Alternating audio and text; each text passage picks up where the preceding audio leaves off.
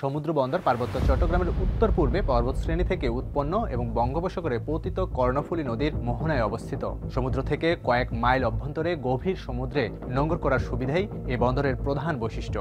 বঙ্গোপসাগরের বাইরের দিকে বালুচর থেকে কর্ণফুলী নদীর পাড়ের প্রধান ঘাট পর্যন্ত 16 কিলোমিটার বিস্তৃত বন্দরটি বন্দরের ভৌগোলিক অবস্থান অনেক আগে থেকেই ব্যবসা বাণিজ্যের এক গুরুত্বপূর্ণ কেন্দ্রে পরিণত করেছে। বলা যায় হাজার বছরের পুরনো ইতিহাস লুকিয়ে আছে এখানে। প্রাচীনকাল থেকে শীর্ষস্থানের অধিকারী এ বন্দরের গুরুত্ব ছিল সুরাত, কোচিন, কালিকট বন্দরের চেয়ে অনেক বেশি। আরব বণিক থেকে শুরু করে সুলতানি আমল, মোঘল আমল, পর্তুগিজ, ডাচদের আনাগোনায় সামুদ্রিক বাণিজ্যের কেন্দ্রস্থল ছিল বাংলার এই বন্দর। ফখরুদ্দিন মুবারক শাহের সময় ইবনে বতুতা 1346 সালে মালদ্বীপ থেকে 43 দিনে বাংলার যে শহরে প্রবেশ করেন তার নাম দেন সোতকাওয়ান, যাকে ঐতিহাসিকরা চট্টগ্রাম বলে ধারণা করেন। মাহুয়ান 1406 সালে গিয়াসউদ্দিন আজম শাহের সময় চট্টগ্রাম থেকে ছোট জাহাজে সোনারগাঁ আসেন। চীনের দূত সুমাত্রা থেকে জাহাজে 21